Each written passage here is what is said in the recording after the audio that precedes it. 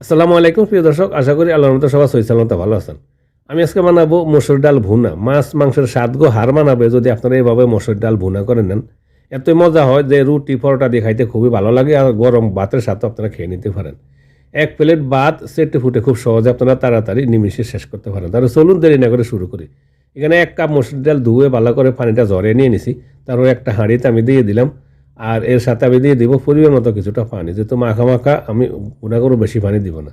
আর এখানে বড় সাইজের একটা পেঁয়াজ কুচি আর 3 কোষ রসুন স্লাইস করে একটু কুচি করে নিয়ে নিলাম। তারপরে দিয়ে দেব হালকা কিছু মশলা।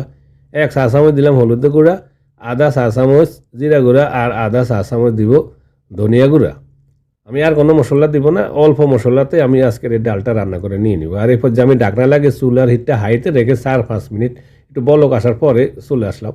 বলক আসার পরে ডাল থেকে একটা ফেনা আসে, দেখুন এই ফেনাটা আমি একটা চামচ দিয়ে উঠিয়ে পালিয়ে দিব, না হয় কিন্তু পরবর্তীতে ফেনাটা কালো হয়ে যায়। তাই ফেনাটা একটা চামচ দিয়ে উঠে ফেলে দিলাম। তারপরে আমি ঢাকনা লাগিয়ে দিব, আবারও ঢাকনা লাগিয়ে চুলার হিটটা হাই থেকে মিডিয়াম হাই করে দিয়ে 5-6 মিনিট রান্না করে নিয়ে নিব।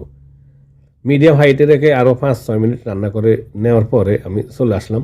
এবার ডালটা কিন্তু আমার অলরেডি বয়েল হয়ে গেছে, আমি কিন্তু অফ ক্যামেরা চেক করে নিয়ে নিয়েছি। তারপর আপনাদেরকে একবার দেখাই, দেখুন ডালটা কিন্তু অলরেডি বয়েল হয়ে গেছে। এবার আমি এতে দিয়ে দিব স্বাদ মতো কিছুটা লবণ। আমি কিন্তু আগে লবণ দিই না, তাহলে ডালটা কিন্তু সিদ্ধ হবে না সহজে। স্বাদ মতো লবণ দেওয়ার পরে আর দিয়ে দিব 1 টেবিল চামচ টমেটো পেস্ট, মানে এটাতে একটু কালার হবে। টমেটো পেস্ট দেওয়ার পরে তারপরে আমি নাড়া দিয়ে দেব। নাড়া দিয়ে ঢাকনা লাগিয়ে মিডিয়াম হিটে রেখে 10 মিনিট আমি ডাল রান্না করে নিয়ে নিলাম। 10 মিনিট চলে আসলাম, আমার ডাল রান্না হয়ে গেছে অলরেডি। এবার কিন্তু একেবারে সিদ্ধ হয়ে গেছে, নরম হয়ে গেছে। আমি কিন্তু অফ ক্যামেরা নাড়া দিয়ে চেক করে নিয়ে নিছি। দেখুন ডালটা কিন্তু আমার সিদ্ধ হয়ে গেছে। এবার একটা হ্যান্ড উইস্ক দিয়ে আমি ডালটা কিন্তু একটু ঘুটে নিব। দেখুন সিদ্ধ হয়ে গেছে, একেবারে নরম হয়ে গেছে, এর বেশি আর করার প্রয়োজন নাই। এবার আমি একটা হ্যান্ড উইস্ক নিয়ে নিলাম আর ডালটা এবার ঘুটে নিলাম। প্রিয় দর্শক, আশা করি এই রেসিপিটা আপনাদের পছন্দ হবে। যদি পছন্দ হয় প্লিজ আমাদের চ্যানেলটা সাবস্ক্রাইব করে সাথে থাকুন এবং লাইক কমেন্ট আর বন্ধুদের কাছে শেয়ার করুন। ধন্যবাদ। তারপরে আমি বাগার দেওয়ার জন্য ছোটো একটা প্যানে আমি দিয়ে দিলাম পরিমাণ মতো কিছুটা তেল গরম হওয়ার পরে এতে দিয়ে দিব 5-6টা আস্ত শুকনো মরিচ। প্রথমে মরিচগুলো আমি একটু ভেজে নিব, ভেজে নিয়ে আলাদা করে রাখবো, যেহেতু আমি পরবর্তীতে এটা এক্সট্রাভাবে ডালের সাথে আমি খাবো। উপরের ডালে দিব আর এক্সট্রাভাবে ডালের সাথে খাওয়ার জন্য রেখে দিব। মরিচ উঠে নেওয়ার পরে সেম প্যানে আমি দিয়ে দিলাম কিছুটা আস্ত সরিষা, আর 1 চা চামচের মতো হবে আস্ত জিরা দিয়ে দিলাম।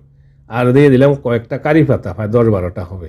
এর সাথে দিয়ে দিলাম 1 চা চামচ রসুন ছেঁচা। এবার আমি চুলার হিটটা মিডিয়াম রেখে একটু বাদামি কালার করে নিয়ে নিলাম রসুন। বাদামি কালার করে নেওয়ার পরে আমি দিয়ে দিব ডালে। বাগারটা দিলে ডালের কিন্তু স্বাদটা ভালো হয়। আমি প্রথমে কিন্তু তেল ছাড়া ডালটা রান্না করছি, এবার আমি বাগার দিয়ে দিলাম। বাগার দিয়ে একটু নাড়াচাড়া করে নিয়ে নিলাম। দেখুন হয়ে গেছে মাখা মাখা করে মসুর ডাল ভুনা। আপনারা এইভাবে মসুর ডালটা ভুনা করে রুটি পরোটা গরম গরম ভাতের সাথে পরিবেশন করতে পারেন। আমি এবার একটা বাইরেক্সে উঠে নিব। এই দেখুন ঘনত্বটা দেখুন, খুব ঘন করে এভাবে মাখা মাখা করে ভুনা করেছি। আর উপরে আমি শুকনো মরিচগুলো দিয়ে দিলাম, আর কিছুটা শুকনো মরিচ রেখে পরবর্তীতে পরিবেশন করব। প্রিয় দর্শক, আশা করি রেসিপিটা আপনাদের পছন্দ হবে। যদি রেসিপিটা পছন্দ হয় প্লিজ একটা লাইক এবং একটা কমেন্ট করুন, আর আমাদের চ্যানেলটা সাবস্ক্রাইব করে সাথে থাকবেন প্লিজ। সবাই ভালো থাকুন, সুস্থ থাকুন, আবার দেখা হবে ইনশাআল্লাহ। আল্লাহ হাফিজ।